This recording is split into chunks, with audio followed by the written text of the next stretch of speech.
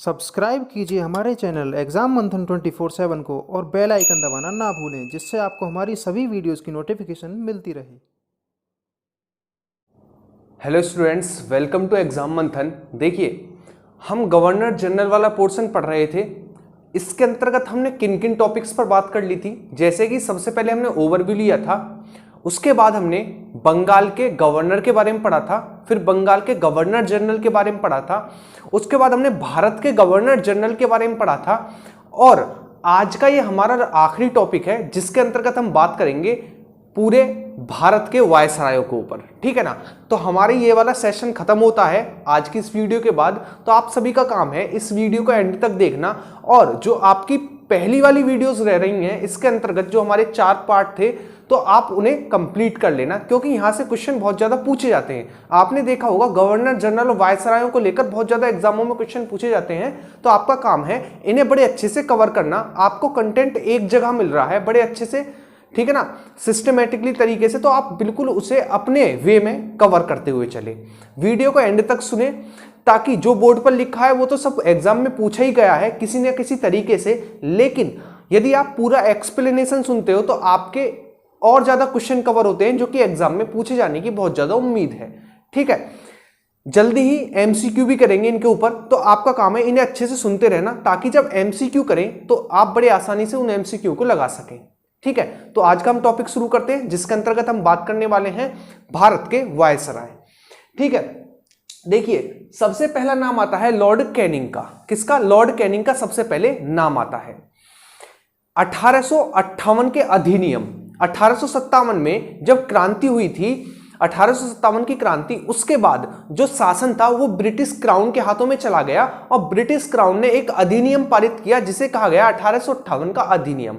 इस 1858 के अधिनियम के बाद भारत के गवर्नर जनरल को भारत का वायसराय कहा जाने लगा, क्योंकि पहले भारत का जो गवर्नर जनरल होता था वो अपने जो ईस्ट इंडिया कंपनी होती थी उसे रिपोर्ट करता था, लेकिन जब भारत का वायसराय कहा जाने लगा तो एक तरीके से सरकारी प्रतिनिधि होने लगा, और सीधा सीधा ये ब्रिटिश क्राउन को रिपोर्ट करने लगा। सीधा किसको? ब्रिटिश क्राउन को रिपोर्ट करने लगा। किसकी सहायता से? भारत सचिव की सहायता से। आपने सुना होगा मार्ले मिंटो अधिनियम। तो मार्ले कौन थे? भारतीय सचिव थे। मिंटो कौन थे? वायसराय थे। तो ये दोनों मिलकर किसे रिपोर्ट करते थे? तो ये दोनों मिलकर ब्रिटिश क्राउन को रिपोर्ट करते थे। ठीक है, तो 1858 के अधिनियम के बाद भारत के गवर्नर जनरल को भारत का वायसराय कहा जाने लगा, चूंकि भारत के अंतिम गवर्नर जनरल लॉर्ड कैनिंग थे, और इन्हीं की समय पर 1858 का अधिनियम आया, इसीलिए यह पहले कौन बने? वायसराय बने। तो प्रथम वायसराय कौन थे? लॉर्ड कैनिंग थे। किस अधिनियम के द्वारा? 1858 के अधिनियम के द्वारा। बात करें सबसे पहला पॉइंट, तो आपको याद रखना है इन्होंने विधवा पुनर्विवाह अधिनियम पारित किया, जिसके अंतर्गत जो विधवाएं होती थी, पहली बात तो वो सती नहीं होंगी और वो पुनर्विवाह कर सकेंगी, या दूसरा विवाह कर सकेंगी। तो पूछा जाएगा विधवा पुनर्विवाह अधिनियम किसने पारित किया? तो वो थे लॉर्ड कैनिंग, जो कि प्रथम वायसराय थे। नेक्स्ट हम बात करें, इन्होंने आईपीसी की स्थापना की, जिसे इंडियन पीनल कोड के नाम से जाना जाता है। तो पूछा जाएगा आईपीसी की स्थापना किस वायसराय के समय की गई? तो वो थे लॉर्ड कैनिंग। नेक्स्ट हम बात करते हैं हड़प नीति की, इन्होंने खत्म कर दिया। हड़प नीति किसके समय शुरू हुई? तो लॉर्ड डलहौजी के समय पर शुरू हुई, और सबसे पहला राज्य जो कि हड़पा गया वो था सतारा। ठीक है ना, सतारा, संबलपुर और भी ऐसे अवध, ठीक है ना, सभी ये कुशासन के आधार पर हड़पे गए, और सबसे पहला था सतारा। तो उस लॉर्ड डलहौजी की नीति को किसने खत्म किया? लॉर्ड कैनिंग ने खत्म किया। नेक्स्ट हम बात करते हैं, इनके समय पर इंडियन हाई कोर्ट एक्ट आया, जिसके अंतर्गत कलकत्ता, बंबई और मद्रास में हाई कोर्ट की स्थापना की गई। तो पूछा जाएगा इंडियन हाई कोर्ट एक्ट किसके समय पर पारित हुआ? तो Indian high court act Lord Canning के समय पर पारित हुआ, जिसके अंतर्गत क्या किया गया?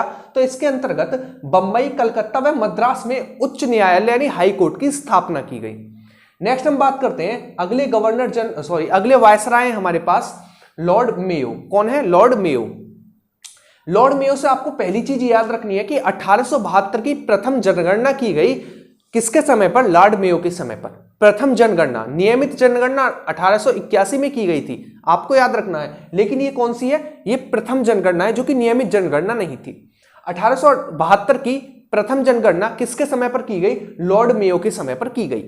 इनके समय पर कृषि विभाग की स्थापना की गई। किसकी? कृषि विभाग की स्थापना की गई। जब प्रथम जनगणना की गई थी उसी वर्ष कृषि विभाग की स्थापना की गई थी। किस सन में? 1872 में कृषि विभाग की स्थापना लॉर्ड मेयो के समय की गई थी। ठीक है, नेक्स्ट आपको याद रखना है इनकी मृत्यु कहां पर हुई? तो इनकी मृत्यु पोर्ट ब्लेयर में हुई। कहां पर? पोर्ट ब्लेयर में इनकी मृत्यु हुई। किसकी? लॉर्ड मेयो की। ठीक है, नेक्स्ट हम बात करते हैं लॉर्ड लिटन। लॉर्ड लिटन से आपको क्या क्या चीजें याद रखनी है? देखिए, इन्होंने वर्नाकुलर प्रेस एक्ट जारी किया, जिसके अंतर्गत यदि कोई भी अखबार या पत्रिका ऐसा आर्टिकल निकालती है जिससे कि क्रांतिकारी गतिविधियां पैदा हो, उस प्रेस को बंद कर दिया जाएगा, उस अखबार को बंद कर दिया जाएगा, उस पत्रिका को बंद कर दिया जाएगा, साथ ही साथ उनसे जुर्माना और हर्जा जाएगा। ठीक है, तो यह था वर्नाकुलर प्रेस एक्ट। क्योंकि उस समय पर क्या होता था, देखिए टेलीफोन वगैरह थे नहीं, तो पत्रिकाओं और अखबारों के माध्यम से सूचनाएं पहुंचती थी और क्रांतिकारी गतिविधियां पैदा होती थी। उनके लिए क्रांतिकारी गतिविधियां होंगी, लेकिन हमारे लिए अच्छी चीजें थी। ठीक है, तो क्रांतिकारी गतिविधियां पैदा ना हो, इसीलिए लॉर्ड लिटन ने कहा कि वर्नाकुलर प्रेस एक्ट आया है, जिसके तहत यदि आप कोई ऐसा आर्टिकल निकालते हैं जिससे कि हमें लगता है इससे क्रांतिकारी गतिविधियां पैदा हो सकती हैं, तो उस पत्रिका, उस अखबार को बंद करके आपसे हर्जाना लिया जाएगा। ठीक है, नेक्स्ट हम बात करते हैं भारतीय शस्त्र कानून लागू किया गया। इसके अंतर्गत यदि कोई भारतीय हथियार रखेगा तो ये कैसा होगा? ये कानून का उल्लंघन होगा। ठीक है ना, और जुर्माना भी लिया जाएगा। तो भारतीय शस्त्र कानून किसके समय पर आया? तो लॉर्ड लिटन के समय पर आया। ठीक है, नेक्स्ट हम बात करते हैं, वो है हमारे पास थर्ड पॉइंट, सिविल सेवा में इन्होंने आयु घटा दी। सिविल सेवा में आयु घटाकर 21 से 19 कर दी गई। तो पूछा जाएगा सिविल सेवा की आयु 21 से घटाकर 19 किसने की? तो वो थे लॉर्ड लिटन। कौन थे? लॉर्ड लिटन। ठीक है, नेक्स्ट हम बात करते हैं, वो है हमारे पास लॉर्ड रिपन।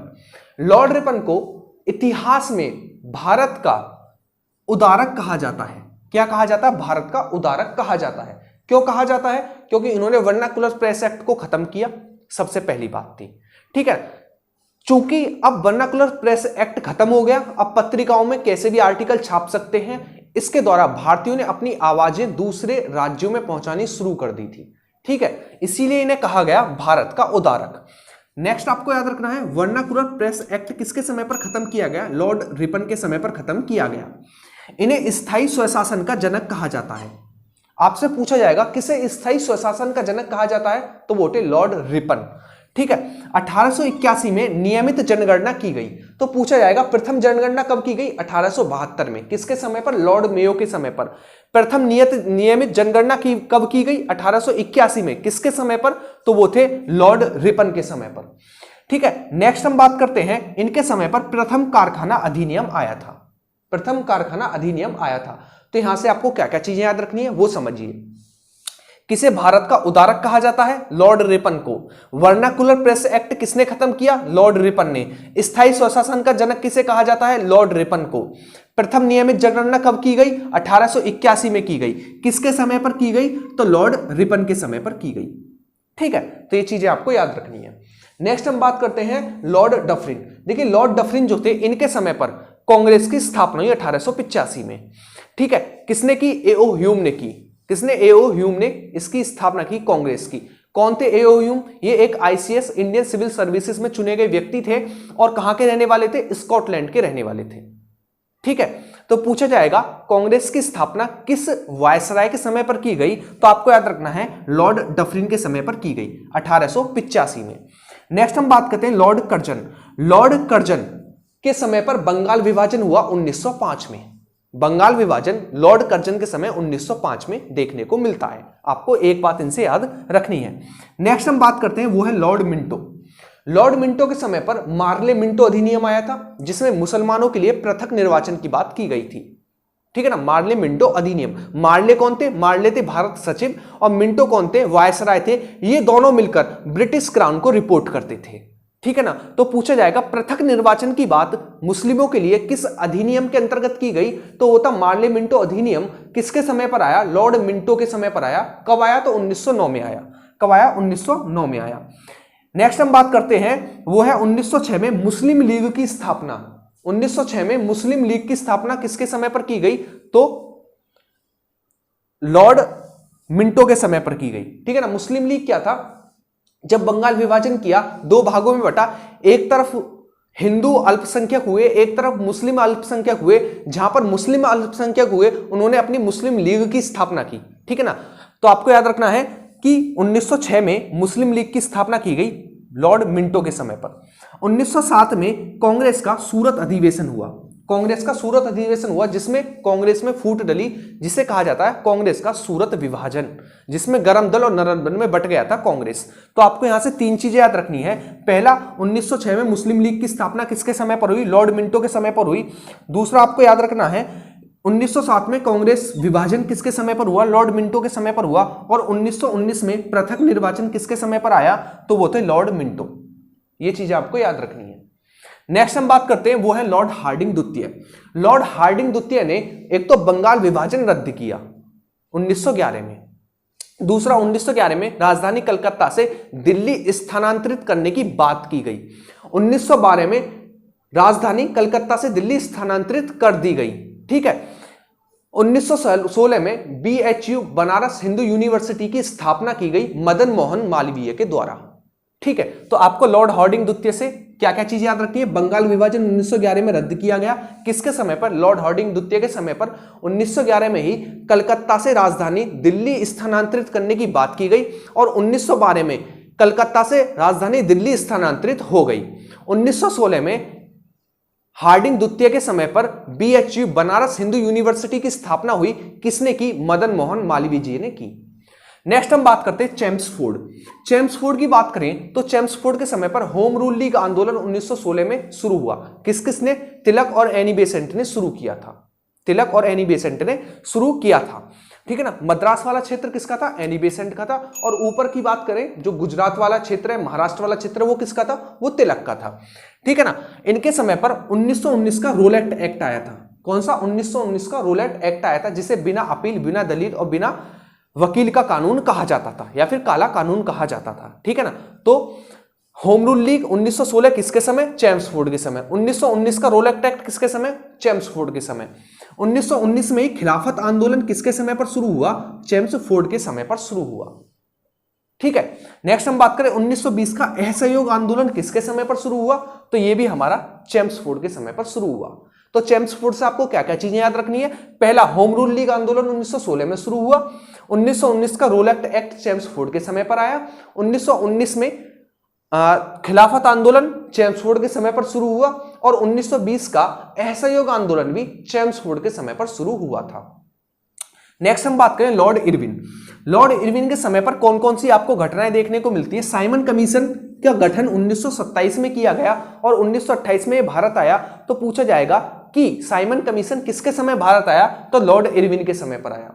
1928 की नेहरू रिपोर्ट भी लॉर्ड इरविन के समय पर आई थी। गांधी इरविन समझौता 1931 में भी किस किस के बीच हुआ था? गांधी और इरविन के बीच हुआ था, सन 1931। नेक्स्ट हम बात करें तीनों गोलमेज सम्मेलन 1930, 31 और 32 में। ठीक है ना। किसके समय पर हुए? लॉर्ड इरविन के समय पर हुए। तो लॉर्ड इरविन से आपको क्या क्या चीजें याद रखनी है? साइमन कमीशन, नेहरू रिपोर्ट, तीनों गोलमेज सम्मेलन और गांधी इरविन समझौता। किससे? लॉर्ड इरविन से संबंधित। नेक्स्ट हम बात करें लॉर्ड लिनलिथिगो। लॉर्ड लिनलिथिगो के समय पर आपको याद रखना है सबसे पहला अगस्त प्रस्ताव। अगस्त प्रस्ताव, ठीक है ना, 1940 और भारत छोड़ो आंदोलन 1942। दोनों चीजें आपको याद रखनी है। लिनलिथिगो के समय पर अगस्त प्रस्ताव 1940 और भारत छोड़ो आंदोलन 1942, जिसमें करो या मरो का नारा दिया गया था भारत छोड़ो आंदोलन के समय पर। ठीक है। नेक्स्ट हम बात करें लॉर्ड वेवेल। लॉर्ड वेवेल के समय पर आपको तीन घटना याद रखनी है। एक तो 1940 का नौसैनिक विद्रोह, 1940 का नौसैनिक या नौसेना विद्रोह पहला। दूसरा आपको याद रखना संविधान सभा का गठन किया गया था किसके समय पर? लॉर्ड वेवेल के समय पर। और कैबिनेट मिशन भारत आया था किसके समय पर? लॉर्ड वेवेल के समय पर। ठीक है। तो आपको मुख्य रूप से कौन कौन सी चीजें याद रखनी है लॉर्ड वेवेल से? सबसे पहला आपको याद रखना नौसैनिक विद्रोह 1940, कैबिनेट मिशन और संविधान सभा का गठन लॉर्ड वेवेल के समय पर। ठीक है। तो ये था आज की हमारी वीडियो। उम्मीद करता हूं आपको बहुत ज्यादा कंटेंट मिला होगा एग्जाम के दृष्टिकोण से। आप ऐसे ही करिए, नोट्स बनाते हुए चलें, वीडियो को कम से कम 2 बार अच्छे से सुने। एग्जाम में सीधे सीधे एग्जाम में हिट करेंगे आपको चीजें जब एग्जाम में आप बैठे होंगे, और आपका समय बचता है इन चीजों से। आप उन चीजों पर फोकस करें जो आपको कम टाइम में ज्यादा कंटेंट मिल सके, ठीक है। टाइम बर्बाद ना करें और अच्छे से अपनी पढ़ाई करते रहें। चलिए आज का हम रिवीजन करते हैं, हमने क्या पढ़ा एक बार हम जल्दी से रिवीजन कर लेते हैं, फिर आज की क्लास यहां पर रोकते हैं। देखिए सबसे पहले हमने लॉर्ड कैनिंग को पढ़ा। 1858 का अधिनियम आया जिसके अंतर्गत भारत के गवर्नर जनरल को भारत का वायसराय कहा जाने लगा, क्योंकि भारत के अंतिम गवर्नर जनरल लॉर्ड कैनिंग थे, इसीलिए वही भारत के प्रथम वायसराय बने लॉर्ड कैनिंग। लॉर्ड कैनिंग के समय पर विधवा पुनर्विवाह अधिनियम आया था, पहली चीज। दूसरी चीज, इनके समय पर हाई कोर्ट एक्ट आया था जिसके अंतर्गत बंबई, मद्रास और कोलकाता में हाई कोर्ट की स्थापना की गई थी, ठीक है ना। इन्होंने हड़प नीति को खत्म किया था जो कि डलहौजी के समय पर शुरू की गई थी। आईपीसी इंडियन पीनल कोड की स्थापना की थी, ठीक है, किसने? लॉर्ड कैनिंग ने। यदि बात करें लॉर्ड मेयो के समय पर, तो 1872 की प्रथम जनगणना लॉर्ड मेयो के समय पर हुई थी। इनकी पोर्ट ब्लेयर में मृत्यु हुई थी और इनके समय पर ही 1872 में कृषि विभाग की स्थापना की गई थी। नेक्स्ट हम बात करें लॉर्ड लिटन के समय पर, तो वर्नाकुलर प्रेस एक्ट आया था लॉर्ड लिटन के समय पर, सबसे पहली चीज जिसने प्रेसों पर प्रतिबंध लगा दिया था, ठीक है ना। भारतीय शस्त्र कानून आया था जिसमें भारतीय शस्त्र नहीं रख सकते थे, जो कि कानून का अपराध होता। इन्होंने सिविल सेवा में आयु 21 से घटाकर 19 कर दी थी लॉर्ड लिटन ने। उसके बाद हम बात करते हैं लॉर्ड रिपन से संबंधित। किससे? लॉर्ड रिपन से संबंधित, ठीक है ना। लॉर्ड रिपन को इतिहास में भारत का उद्धारक कहा जाता है। इन्होंने वर्नाकुलर प्रेस एक्ट पर प्रतिबंध खत्म कर दिया, ठीक है ना। इन्हें स्थानीय स्वशासन का जनक कहा जाता है। इनके समय पर प्रथम नियमित जनगणना 1881 में हुई थी और इन्हीं के समय पर प्रथम कारखाना अधिनियम आया था। नेक्स्ट हम बात करते हैं लॉर्ड डफरिन के समय पर। लॉर्ड डफरिन के समय पर ए.ओ. ह्यूम ने कांग्रेस की स्थापना की थी 1885 में। उसके बाद हम बात करते हैं लॉर्ड कर्जन पे। लॉर्ड कर्जन के समय पर 1905 में बंगाल विभाजन हुआ था। नेक्स्ट हम बात करते हैं लॉर्ड मिंटो के समय पर। तो लॉर्ड मिंटो के समय पर 1906 में मुस्लिम लीग की स्थापना हुई। 1907 में कांग्रेस का सूरत विभाजन हुआ जिसमें कांग्रेस गरम दल और नरम दल में बट गया। नेक्स्ट हम बात करें 1909 का मार्ले मिंटो अधिनियम आया जिसके अंतर्गत मुस्लिमों के लिए पृथक निर्वाचन की बात की गई थी। नेक्स्ट हम बात करें लॉर्ड हार्डिंग द्वितीय की, तो इन्होंने बंगाल विभाजन को रद्द किया तथा इनके समय पर राजधानी कलकत्ता से दिल्ली स्थानांतरित हुई, ठीक है। इनके समय पर 1916 में BHU बनारस हिंदू यूनिवर्सिटी की स्थापना हुई मदन मोहन मालवीय जी के द्वारा। नेक्स्ट हम बात करें चेम्सफोर्ड, तो चेम्सफोर्ड के समय पर होम रूल लीग आंदोलन 1916 आया। पहली चीज 1919 का जलियांवाला बाग हत्याकांड, 1919 का रोलेक्ट एक्ट, ठीक है ना, 1919 का खिलाफत आंदोलन और 1920 का असहयोग आंदोलन।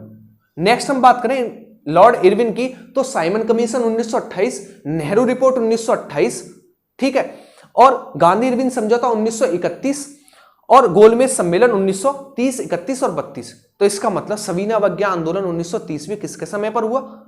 लॉर्ड इरविन के समय पर, ठीक है। चलिए लॉर्ड लिथिगो की बात करें तो अगस्त प्रस्ताव 1940 और भारत छोड़ो आंदोलन 1942 जिसमें करो या मरो का नारा दिया गया था। नेक्स्ट हम बात करें जिसे स्वतः स्फूर्त आंदोलन भी कहा जाता है, क्योंकि सभी बड़े नेता पहले ही दिन पकड़ लिए गए थे, आम जनता के द्वारा ये शुरू चलता रहा, तो इसलिए स्वतः स्फूर्त आंदोलन भी कहा जाता है भारत छोड़ो आंदोलन को। नेक्स्ट हम बात करते हैं लॉर्ड वेवेल, तो लॉर्ड वेवेल के समय पर 1946 का नौसैनिक विद्रोह, कैबिनेट मिशन भारत आया और संविधान सभा का गठन किया गया। ये चीजें आपको बड़े अच्छे से याद रखनी है, बहुत ही इंपॉर्टेंट वीडियो है एग्जाम के लिए, और अच्छे से तैयारी कीजिए, रिवीजन कीजिए, नोट्स बनाइए, ठीक है, अपने आप नोट्स बनाइए जितने हो सके। और मैं कहता हूं फोकस उन चीजों पे कीजिए जहां आपका कम टाइम बर्बाद हो और कंटेंट आपको अच्छा, सटीक और ज्यादा मिले। चलिए नेक्स्ट वीडियो में मिलते हैं। यदि वीडियो अच्छी लगी तो सबसे पहला लाइक करना, शेयर करना और कमेंट करके जरूर बताना कि वीडियो कैसी थी। नेक्स्ट वीडियो में हम मिलेंगे, तब तक आप अपना अच्छे से रिवीजन कीजिएगा। Thank you. और आप एक बार स्क्रीनशॉट ले लीजिए ताकि आप नोट कर सकें।